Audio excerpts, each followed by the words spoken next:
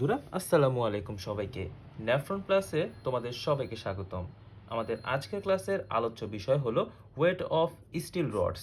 আসলে এই weight of steel roads এভাবে ছক আকারে মনে রাখার জিনিস নয়। আজকের ক্লাসে আমরা সেই গতানুগতিক ধারাকেই পরিবর্তন করতে চলেছি। আমাদের আজকের ক্লাসে আমরা দেখতে পাচ্ছি একটি ছক। সেই ছকে রয়েছে 6, 8, 10, 12, 16, 20, 25, 32 অ্যান্ড 40 মিলিমিটার এর স্টিল। এই সবগুলোই হলো আমাদের স্টিলের ডায়ামিটার। সো এই ডায়ামিটার অনুযায়ী প্রতি মিটার লেন্থে এগুলোর ওয়েট কতটুকু হয়ে যায় সেগুলোই আমাদের এখানে উঠানো আছে।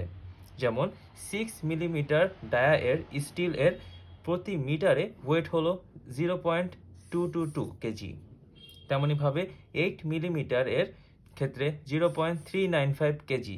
সো এভাবে আমরা দেখতে পাচ্ছি যে 6 মিলিমিটার, 8 মিলিমিটার, 10 মিলিমিটার এরকম বিভিন্ন ডায়ামিটারের স্টিলের জন্য কিন্তু আমরা একটি নির্দিষ্ট ওয়েট পাচ্ছি। সো এখানে একটি দেখার বিষয় হলো যেখানে দেওয়া আছে ওয়েট পার মিটার লেন্থ, অর্থাৎ এই ওয়েটটা কিন্তু প্রতি মিটারে। ওয়েট পার মিটার লেন্থ অর্থাৎ এই ওয়েটটা প্রতি মিটারে।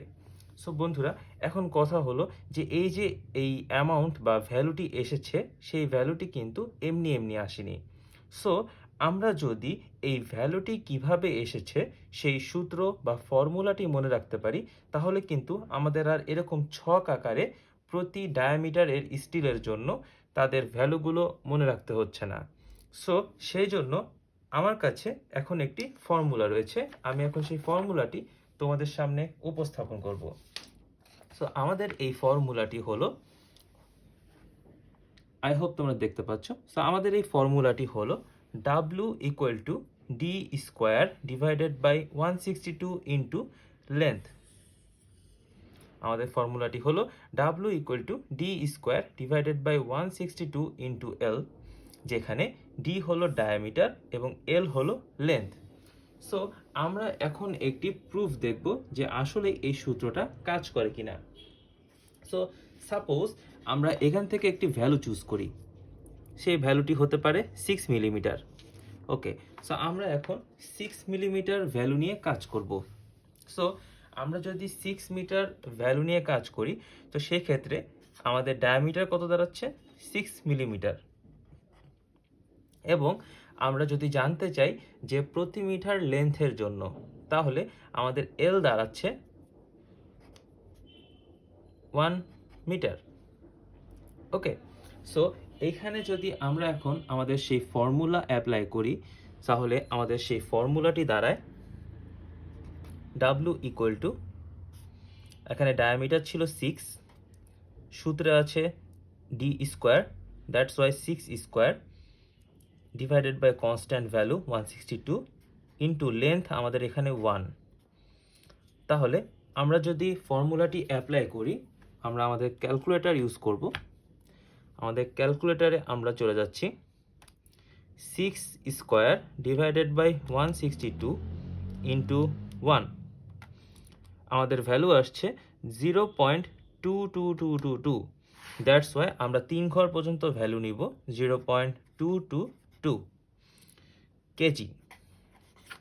সো বন্ধুরা, এখন যদি আমরা এই ছকের সাথে মেলাতে চাই, তাহলে কিন্তু আমরা খুব ইজিলি মেলাতে পারবো। দেখো, আমরা 6 মিলিমিটার ডায়া এর স্টিলের জন্য ভ্যালু পেয়েছিলাম 0.222 কেজি। এই সূত্র অ্যাপ্লাই করে আমরা কিন্তু ঠিকই 0.222 কেজি পেয়েছি। সো আমাদের অনেক সময় পরীক্ষায় যেটা হতে পারে সেটা হলো, আমাদের তো আর এই 1 মিটার লেন্থের জন্য আমাদের ওয়েট বের করতে দেওয়া হবে না। সো সাপোজ আমাদের একটি লেন্থ বলে দিল, সেই লেন্থ হলো ধরো 10। So 10 metre. সো 10 মিটারের ক্ষেত্রে কি চেঞ্জ হবে? সো 10 মিটারের ক্ষেত্রে জাস্ট আমাদের কি চেঞ্জ হবে, ধরো আমাদের লেন্থ বলে দেওয়া আছে 10 মিটার, আর আমাদের বলা আছে ধরো যে 8 মিলিমিটার ডায়ায়ের একটা স্টিল। সো আমাদের বলা আছে যে 8 মিলিমিটার ডায়ায়ের একটা স্টিল, যেটা লেন্থ হলো 10 মিটার, সেটার ওয়েট বের করো। সো সেখানে আমাদের কি করতে হবে? সো দেখো, আমরা এখানে করে দেখাই। W ইকুয়াল টু, আমাদের ডায়া কত ছিল? দেখো, সূত্র কিন্তু ডি স্কোয়ার, অর্থাৎ আমাদের ডায়ামিটার যেটা সেটার স্কোয়ার 8 স্কোয়ার ডিভাইডেড বাই 162, আর আমাদের লেন্থ ধরো বলে দেওয়া আছে 10, তাহলে আমরা বসালাম 10। সো আমাদের এখন কত আসবে? আমাদের এখন আসবে 8 square divided by 162 into 10। So আমাদের অ্যান্সার দাঁড়াচ্ছে 3.95। সো আমাদের অ্যান্সার দাঁড়াচ্ছে 3.95 কেজি। সো বন্ধুরা, এভাবে কিন্তু আমরা খুব সহজে বিভিন্ন ডায়ামিটার এর স্টিলের ওয়েট বের করতে পারি। সো আই থিঙ্ক আমাদের আজকের পর থেকে এই ছক আর মনে রাখতে হবে না। সো আমরা এই ছক আর মনে রাখবো না। আমরা চেষ্টা করব আমাদের এই যে সূত্রটা, আমাদের এই যে একটা সূত্র রয়েছে W equal to D square divided by 162 into L, এই সূত্রটাকে মনে রাখার।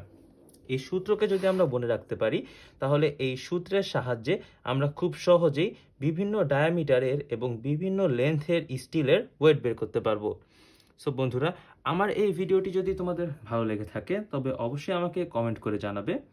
পরবর্তীতে তোমরা কোন বিষয়ের উপর ভিডিও চাও তা অবশ্যই আমাকে জানাবে। এবং তোমরা যারা নতুন আমার চ্যানেলে যুক্ত হয়েছো অবশ্যই আমার চ্যানেলটিকে সাবস্ক্রাইব করে দিবে এবং পাশে থাকা বেল আইকনটি ক্লিক করে দিবে। সো বন্ধুরা, ধন্যবাদ সবাইকে, ভালো থেকো সবাই।